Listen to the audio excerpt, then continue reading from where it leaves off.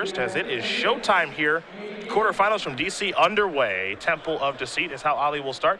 Top cards stay on top, so we'll go back Logan's way. Again, remember, of the decks that really made day 2, White Blue Heroic not even close to the top of the list. And this deck was one that was very popular pre-Fate Forged. And in fact, even the white-red versions of the deck have been approximately as popular this tournament, which we saw very few copies of previous to Fate Reforged. Here, Viros will get things started here for Mize. That's his turn 2 play. For Aintrazi, he'll play a Forest as his 3rd land. And now this is a Hero's Downfall to get that problematic creature off the table. Of course, the trick to beating Heroic is keep those Heroic creatures off the table as quickly as you can, especially when the Heroic deck is tapped out. Another interesting thing about this matchup is something to keep in mind is Ugin is a new dimension for these control decks, and it is a hammer lock against White Blue Heroic. There's some times where people play 6 and 7 mana spells that don't necessarily win the game against Heroic strategies. Ugin, forget about it. They're not beating that card. Aintrazi with land number 4 and a copy of Frontier Siege, so he is looking to ramp past Mize, it seems. And he does select Khans with that Frontier Siege. Mize is going to untap and draw a card. Ordeal of Heliod looks to be the draw step. Got 2 heroic creatures out there in favored Hoplite and Battlewise Hoplite. We'll see if he can grow them to a relevant size. And I think that Logan needs to be as aggressive as possible. Of course, he wants to play around the various sweeper effects that Aintrazi has, but because Ugin is a threat, he's got to be as fast as possible. 2 copies of Ugin here in Ali's deck list. Can't forget about Garruk Apex Predator as well. Don't think Worst Fears will play a role in this matchup, but I suppose stranger things have happened. Now, Garruk is the type of 7 mana card which has moments of being good against White Blue Heroic, but is by no means unbeatable when it shows up. And that's kind of the example of the card that, you know, White Blue Heroic can work its way through, but Ugin is a threat all to itself. It's a Defiant Strike here for Mize, targeting Battlewise Hoplite, which means first he'll get the Scry, then he'll get the Cantrip and draw a card. So there is the card that is drawn. Seeker of the Way has been added to his grip. When your opponent plays a Frontier Siege and names Khans, you know they're not looking to do anything fair. No. Though Logan is also kind of looking to not do something fair in his own right. It's not getting to a 7 mana or 8 mana spell ahead of schedule, but he is looking to avoid interaction. There's a copy of Ordeal of Heliod. That'll trigger Heroic, of course, which means the Scry for Battlewise Hoplite will take place yet again. And when we watched Stephen Mann much earlier in day number 1, he had 4 copies of this card in his deck. Yeah, expecting quite a beatdown metagame here. The Ordeal will trigger, 10 life will be gained, Mize will go up to 28, and a healthy amount of damage will be dealt. But Mize's shields are down, and we'll have to go back to Aintrazi. Aintrazi will draw a card. He'll get 2 green mana in his upkeep, so long as he does remember from the Frontier Siege, and we'll see what he can do with it. Looks like his draw for the turn was a copy of Hero's Downfall. He's got some interest in casting that. Get that Battlewise Hoplite off the table. Part of the reason that Logan scried the Seeker of the Way to the top of his deck last turn was because he didn't have the opportunity to play around Crux of Fate. He wanted to leave himself with something left over in the event that he got swept up. Yeah, a nice brand new dimension for these black decks, as we mentioned, is Crux of Fate, and it has been very impressive all weekend long. I mean, and Hostilities has basically been the exclusive incentive for people to be playing white instead of black as their control deck of choice.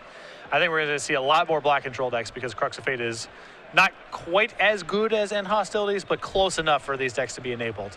And it seems like right now, black is just a better control color than white is. I think so. When you look at Thoughtseize, better removal spells, it lines up a little bit better. It's intact for 1 with the favorite Hoplite. Aintrazi going to go down to 13. Seeker of the Way is the follow-up from Mize, and just a passing of the turn. Not that impressive for Mize, but he's got to hope to hold on here as Aintrazi will draw a card. He will count. And if he does a little math, he's got 7. 1 more makes it 8. And I believe Aintrazi's draw step was a copy of Ugin. And if that is the case, things are going to get very ugly, and that is exactly what has occurred. And like I said, I just don't think Heroic can beat this. They can't protect itself from the exile effect. It's a bunch of cheap permanents, so Ugin can get activated turn after turn. And if Ugin never gets low, because it's easy enough to switch to its plus power, which also kills creatures. This is just an almost unbeatable package. Not to mention, God's Willing is not going to work on Ugin's ability. No, there is nothing to be done here. No. Quick update for you guys in our 3 versus 6 match. Danny Goldstein does win game number 1 over Andrew Boswell. He also did that on the draw, mind you, which is pretty impressive stuff. So red-white aggro up a game over the Boz and his take on Abzan aggro, as Aintrazi is now resolving a treasure cruise. Pearling Ancient among the cards that he has drawn. Temple of Deceit looks to be the land for the turn, and it will be, so a little scry action here. Top card will go to the bottom. And now the elevator, perhaps it goes up, maybe it goes down. It looks like it's going to go down. This is a little bit safer. It's possible for Logan to pump past a bolt. There is God's willing. That's how important a scry is here, that he's willing to make that big of a sacrifice. I mean, he can't take it with him, right? You know, Sure. God's willing is basically a Texas card now. Yep. Doesn't really do very much, so just another Battle-Wise Hoplite and a passing of the turn.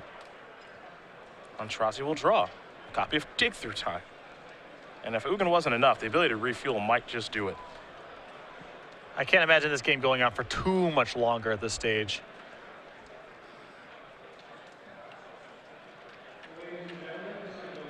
Pearl Lake Ancient also not shabby here. Not at all.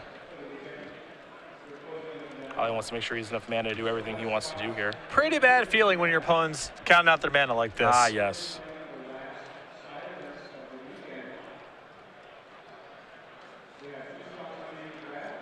With 5 mana plus 2 from the Frontier Siege and 1 from the Treasure Cruise, that equals 8, and that means it's time to go through time. So Aintrazi will take a look at the top 7. And he needs to take 2 of them with him. Throw this Dig Through Time, not all that impressive. That last card will help save it a little bit there in Hero's Downfall, but 2 Caryatids and then just a bunch of lands. But the win's already in play. Yeah, Ugin just seems like it's too much for this white-blue rogue deck to overcome, but you never want to get it to this point. You never want to let them cast a 7 or 8 mana spell, no matter what the matchup is. And that's why the separate denials that are in Logan's sideboard are so important here. It's a way to keep Ali from actually resolving Ugin. Game 1, he has no recourse to this.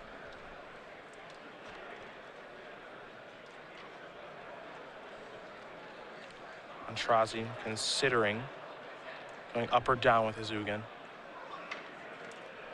Looks like this time he's going to go up.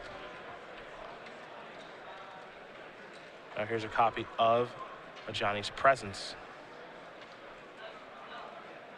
In response, here's a Hero's Downfall. You may be wondering where he's getting the mana from for that, but that's exactly what the Frontier Siege is for. Yep. So he gets some more mana from that, 2 green and then 2 black. So that's very, very helpful stuff.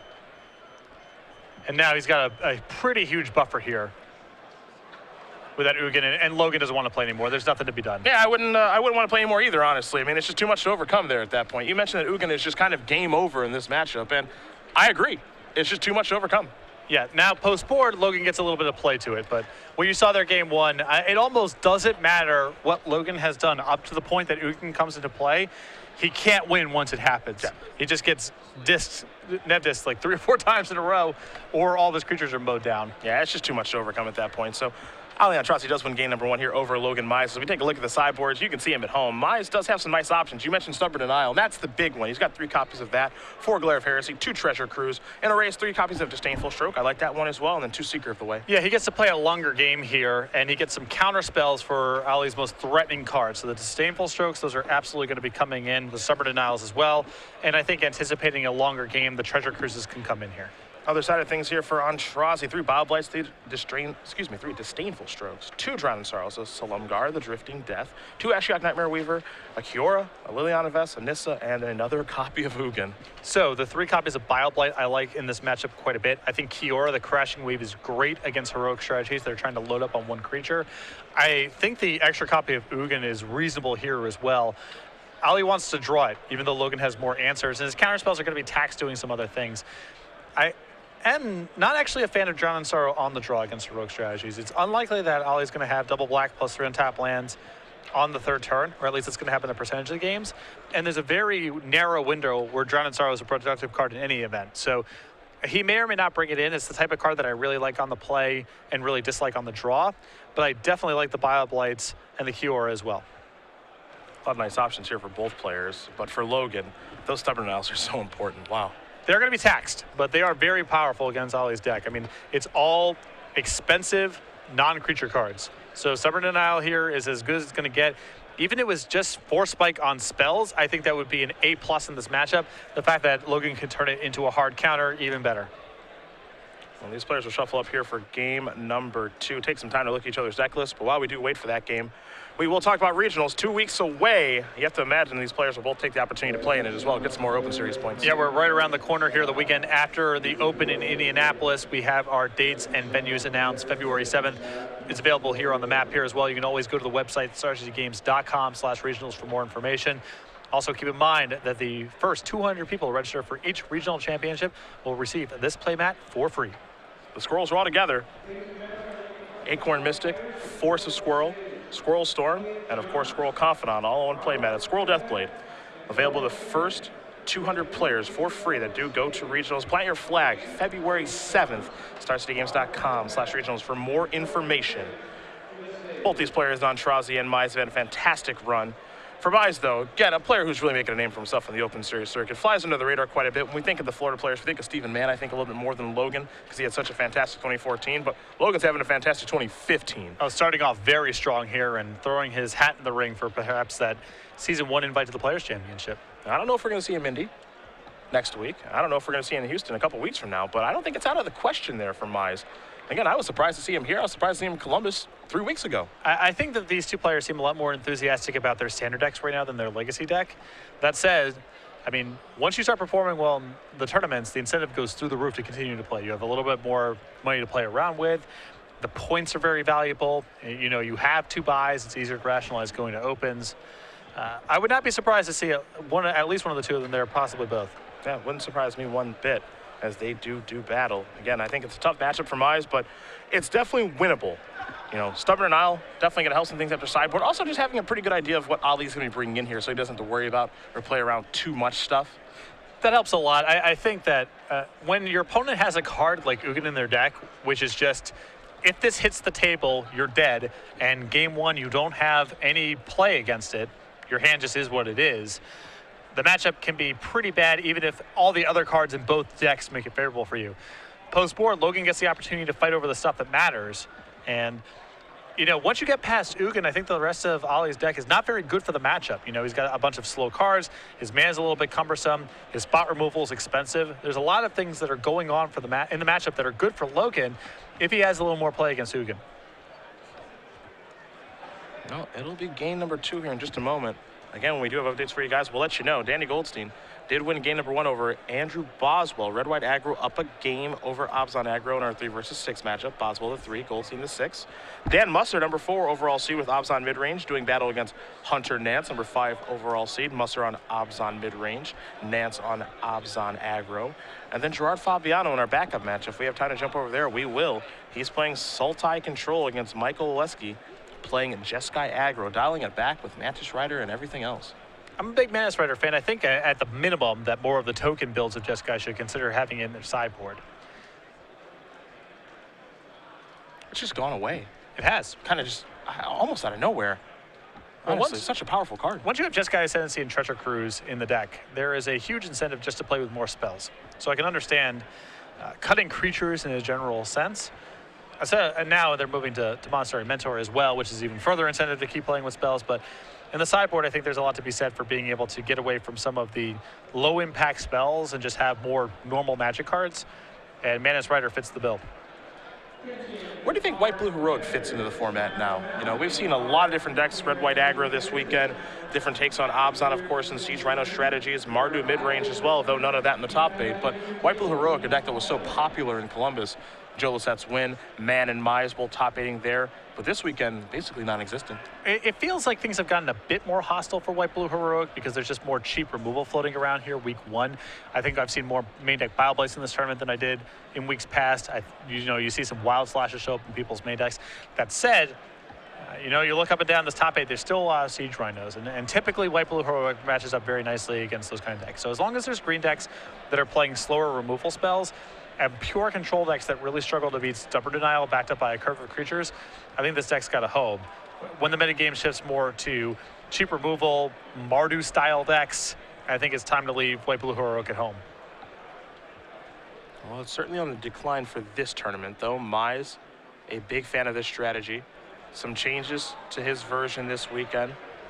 Much different than what we saw in Columbus. Again, those 4 Ordeal of Heliod's, very telling to go on with the 4 copies of Ordeal of Thassa.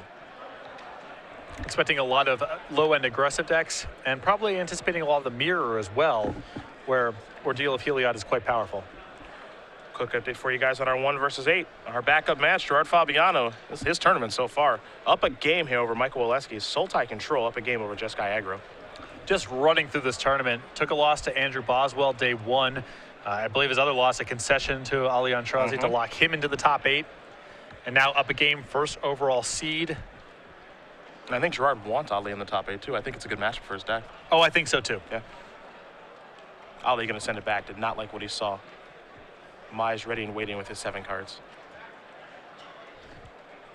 Take a look at the pathway for Gerard. His next matchup, 4 versus 5. If he does win against Michael Waleski, it's the winner of Dan Musser playing Obs on mid-range against Hunter Nance playing Obs on aggro. So, not a bad bracket. No. I mean, I think there's a couple tough matchups floating around for him here.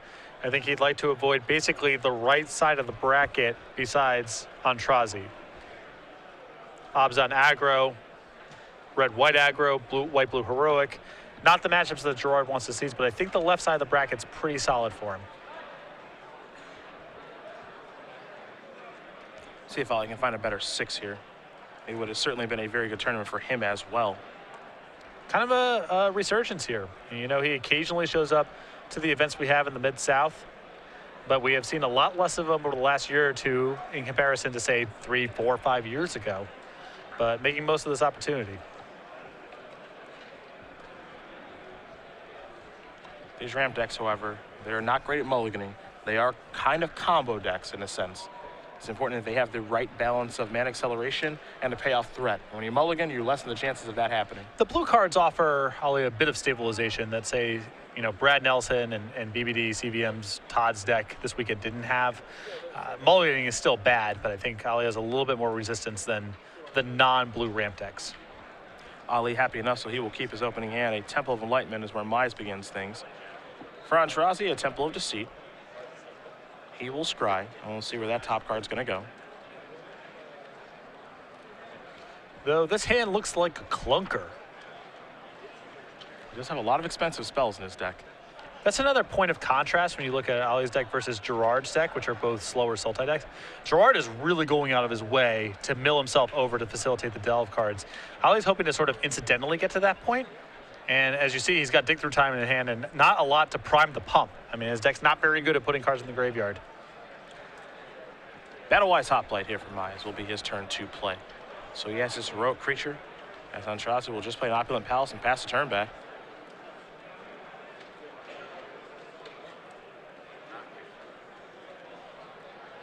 Mize's third turn could be a nice one. We'll see if he has some way to turn up the heat here with the Hoplite. You see he's got a Disdainful Stroke in hand, and that's a big card against Aintrazi.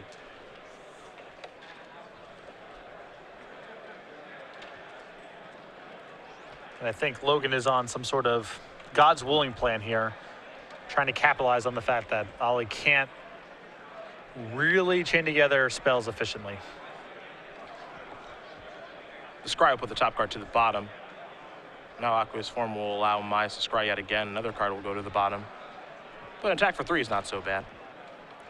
Now outside of Drown in Sorrow range as well, in the event that Aintrazi brought that in. And God's willing to protect it from some sort of Hero's Downfall style effect.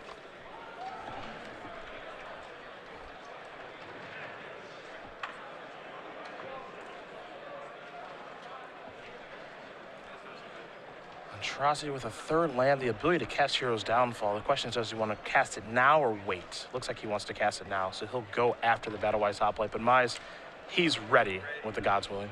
And he's really ready for this tournament for this kind of spot removal. 3 copies of Ajani's Presence in the main deck as well. So he is just gunning for cards exactly like Hero's Downfall.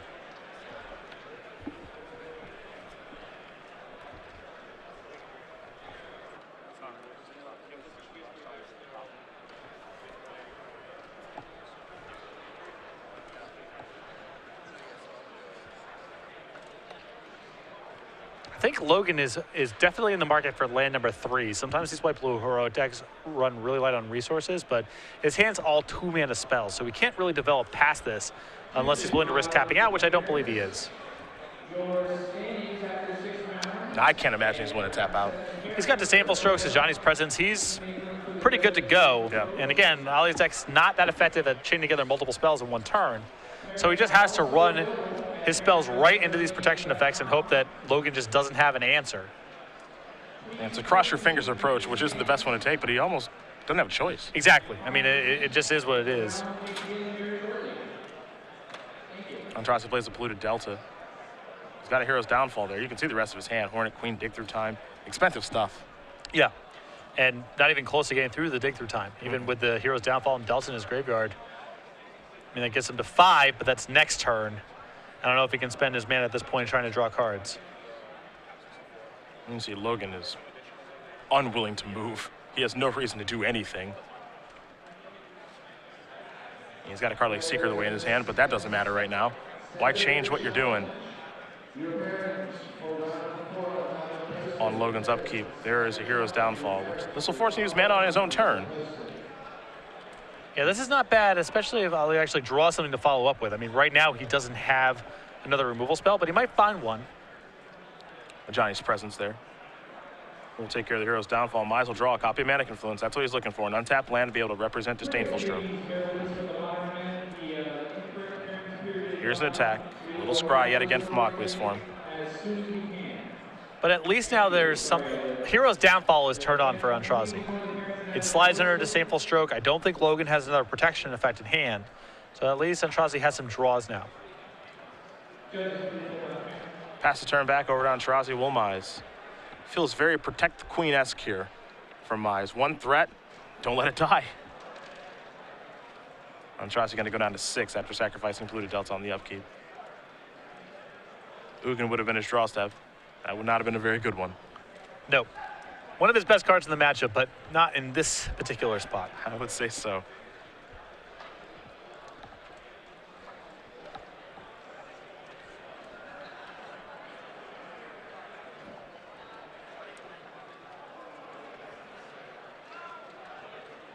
So let's see what Aintrazi can find for his draw step here. He definitely needs some help to get off from underneath this situation, but this is how Mize wants to go every time. And it capitalizes on the fact that, you know, Ali does not have a lot of cheap ways to break serve. So Logan's play pattern of, you know, get something into play before the shields are up and then protect it with protection effects is a good structure against Ali's deck. Cursor Crew fixed the draw, which it's okay, but it can't even block on this board thanks to Aqueous form. So that's going to resolve. Hero's Downfall is the top card of the deck. There's Yavimaya Coast. That'll come in. Aintrazi will gain life. He's up to 7. I'll have to pass the turn back over to Mize, hoping that he gets another turn to maybe cast that Hero's Downfall as Mize draws a copy of Battlewise Hot Play. Well, I think the coast is clear now for Logan to just go for the kill. I think he knows that there's nothing that Aintrazi can do with that amount of mana up, and he's going to go for it. That is the case. Logan Mize is going to win game number 2 here over Ali Aintrazi. White Blue Heroic ties it up against Saltai Ramp, and that means we're going to have a third game here between these two players as they'll take a look at each other's deck list yet again and see if there's anything to change. Now, that's what you expect to see the games go like. Maybe not game 1, but certainly after sideboard for Mize. Yeah, I mean, the big thing is that Ali got no mana acceleration. His easiest way to win is to resolve Ugin. And if that happens, Logan can't really get out of it. If Ali is forced to fight fair, it's much harder for him because it plays right into Logan's play pattern. You know, you see all these 4 and 5 mana spells that are Ali's anti-creature defenses, and frankly, they aren't worth very much against a deck that's packing this many copies of God's Willing, Ajani's Presence, and Disdainful Strokes on the board. So unless Ali can cheat it with Ugin, I think he's going to have an uphill battle. It revolves around an 8 mana spell for this matchup, it seems, for Aintrazi. Now, again, as you mentioned, if he can get it in play, I think that it's basically over. Yeah. It would take an extreme set of circumstances for Mize to be able to get the job done, though. Again, Mize does have ways to beat that card now where he didn't have in game 1. Preemptively, of course, and Stubborn Denial and Disdainful Stroke. Yeah, he can literally counter it. That's an answer to it. But if it sticks, even post-board, Logan's done for it. Yeah. So that's a tough mission. But it is a lock if he gets to it. And then his secondary game plan of kind of winning this honest control game is not where his deck is well suited. I think maybe Ali in this matchup is maybe a favorite game number 1. Maybe. I think it's probably close, maybe closer to even than I think, but after sideboard, boy, does it seem tough. Well, he's got, he's got Crux of Fate and he's got Ugin, both of which are awesome game 1, given what Logan's deck looks like. Both of those tools get a lot harder to resolve in the second and third game. And it's possible Frontier Siege is one of his secret cards in the matchup, too. I mean, it's tough to take the turn off, but he needs to get to his big stuff fast.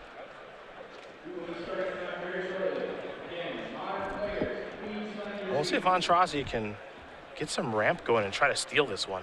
He definitely has some draws that can come together and materialize that are quite good in the matchup, but he's got to get some acceleration going. Yeah. Carriata is really important. I mean, he's got some cards in the matchup that do matter a lot, and they really polarize his draws. Particularly on the draw, I think Ali has to be comfortable mulliganing even okay-looking hands. Things that, the first play of the game is something like turn 3 Hero's Downfall. Maybe on the play, that's fine. I think on the draw, those hands are really hard to keep. Yeah, I think so. I know ramp decks can't mulligan a ton, but, that hand that Ali kept, maybe he felt he was forced to keep it, but a lot has to go right to be able to win with a hand like that. Yeah. Again, updates on other matches for you guys very quickly. Gerard Fabiano up a game here over Michael Waleski, number 1 overall seed, and Fabiano playing Sultai Control. Up a game over Waleski playing Jeskai Aggro. Our number 4 overall seed, Dan Musser playing Obzon mid-range against Hunter Nance. Number 5 playing against Obzon Aggro. No update there just yet. Then Danny Goldstein playing Red-White Aggro. Up a game over Andrew Boswell playing Obzon Aggro, a much lower to the ground version. Boswell the 3, Goldstein the 6. Winner of that match, which we've just been told is Danny Goldstein, plays the winner of this match. So Red-White Aggro, the most represented deck here on day 2. Moving on to the top 4. And, we didn't get to watch the game, so we don't exactly know what happened, but I suspect that if you just look at the spells in each other's decks, the matchup is very close, but the lands put Boswell at a pretty big disadvantage. A good run for the Boz, number 15 overall seed. On our Season 1 leaderboard, this will help move up a little bit. So that's good for him. Yeah, very good run. And, it's kind of an unfortunate end to run into one of the few decks in the tournament that will punish you for your mana base. Yeah. But I think, for Obzon Aggro fans out there, that's a deck list to really examine and take a look at because it's much different, and it was a dominant run for Boswell. I think that people were maybe a little skeptical of Ward on the First Tree, even in Obzon Aggro. The fact that not only did Boswell play 4 of that, but he also added Soldier of the Pantheon to really reduce the curve, I think is a sign that card is here to stay and it could significantly upgrade that deck. Again, winning this match, we'll play Danny Goldstein playing Red-White Aggro. We'll see if it'll be Aintrazi or Mize. Both players going to take a look at their opening. Aintrazi will be on the play. I see Bioblade and I see Ugin. So, oddly enough, that's a pretty good mixture. That's about right. Yeah, a 2-mana spell, 8-mana spell, but they're both good in the matchup. Looks like both players going to keep. We're underway here in game and number 3, Temple of Deceit. We'll put the top card to the bottom. Crux of Fate in there too. Not a bad hand there for Ali. Good mixture of stuff. I mean, there's only the 2 lands and, Ugin's, 8. So that's an issue. But the early game is about as good as Ali can ask for. The draw, of course, of Crufix here a little bit awkward given that he started with a Temple of Deceit and a Polluted Delta. Just kind of is what it is. He's going to need some draw steps to break his way, that's for sure.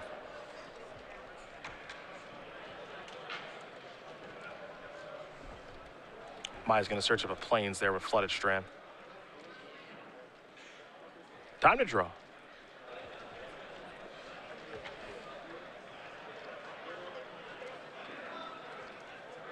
An island will come down here for Mize. The follow-up is a copy of Battlewise Hot Play. And Mize will send it back over to Ali. Ali going to consult the hand, see if he wants to cast Bobblight now or perhaps take a draw step first. Well, he doesn't want to thin his deck out of lands as a small consideration, but just, I suppose he can just draw. The risk is that, he might want the mana open to kill something on Logan's next turn. Well, there's a forest. That's a pretty good draw. Now he'll sacrifice the Delta. I imagine he'll be searching for a swamp, but we'll see in just a moment. And there is the swamp.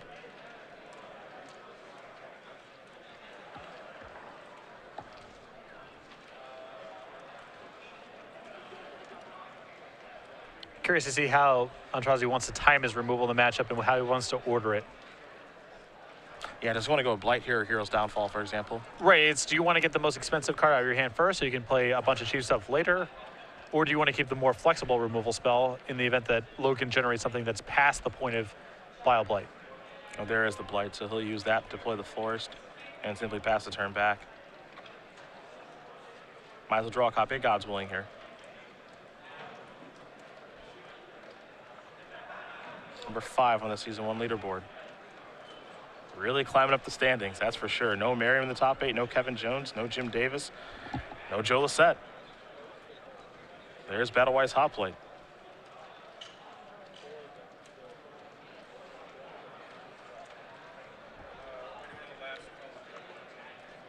Pretty big draw there in Sylvan Caryatid.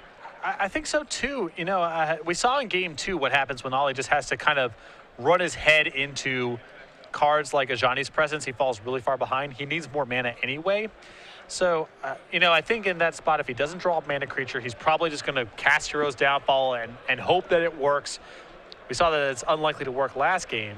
But drawing a mana creature, you know, lets him get to the spot where he can actually resolve something that Logan can't bat away as easily, something like Crux of Fate, or slowly but surely get his way towards Ugin.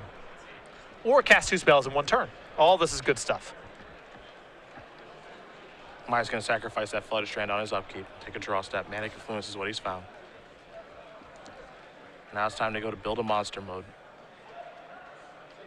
You see the Ordeal of Thos in his hand as well. So perhaps he has some interest in drawing some cards here. He'll start with the Ordeal. That'll trigger Heroic, and that'll allow the Battlewise Hoplite to scry. Top card very quickly going to the bottom, so Logan didn't like that one. Here's the attack.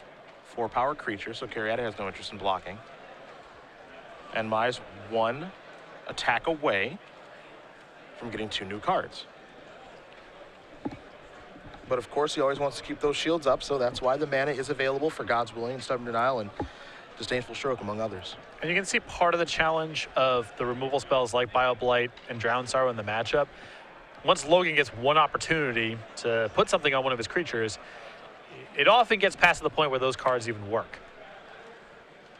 And that's an issue. People load up on these cheap removal spells, you know, these shock effects, these Bioblights. They're good, but they're only good for so long. Of course, our Crucifix is going to come down. There's an island. That'll trigger the Courser, of course. So Aintrazi is going to go up to 16. See, the top card of Zek is another Courser, and all Ali can do is just pass the turn back. Might as well draw. Another Ordeal. He's getting the shop all set up. I mean, he doesn't want to push his advantage too far and lose out on mana because he needs to protect this thing, but an Ordeal creates quite the monster and lets him draw a bunch of cards. Heroic trigger. Time to scry. Top card stays on top there for Mize. Now he's going to come into the red zone. Resolve these triggers. He'll draw 2. He'll draw 2 more, and those are some good ones to draw. A couple copies of God's Willing in there. Yeah, this is an excellent set of cards here, and Ali's getting to the point here where he might have to just cross his fingers and hope Crux of Fate is good, because I think spot removal is basically shut off at this point. I think that window's closed.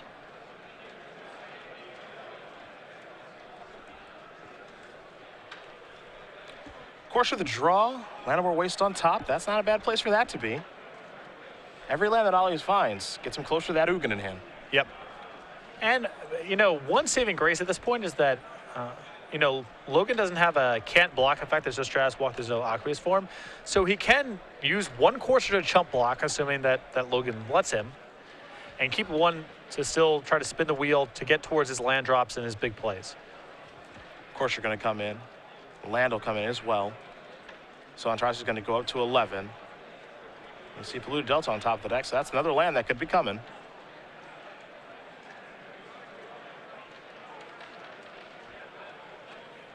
And Aintrazi's hand, oddly enough, you're going to find a copy of Worst Fears there as well.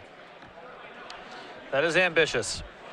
Well, it's a tough matchup for him after sideboards. Perhaps you do need to get a little ambitious. I agree with you, of course. That effect of that mana cost is ambitious. Just hoping to put a bunch of creature enchantments on his Caryatid or something.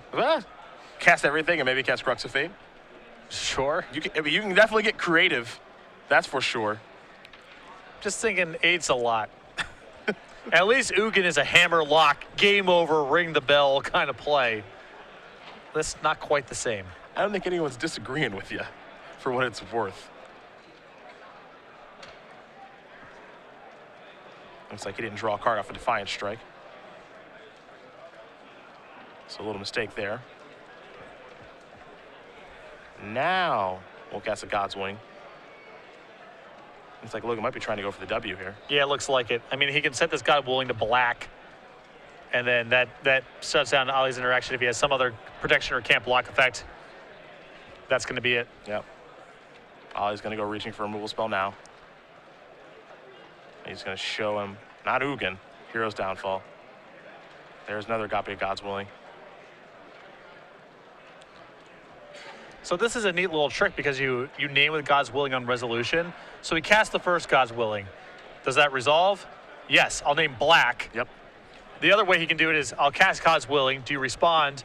Do you Hero's Downfall? Okay, I'll play a second God's Willing, name black. Then the first one names green. He's got it locked up either way. Going to get the job done. Logan Mize is going to win this match here over Aintrazi. 2-1. White Blue Heroic takes down Aintrazi in his Sultai ramp deck. It's been a fantastic run for Ali. Looking forward to him putting out some content about this deck, because I know a lot of people have been wondering. And of course, you can check out the deck tech with him about it. But look towards Star City Games this week to see something from Aintrazi.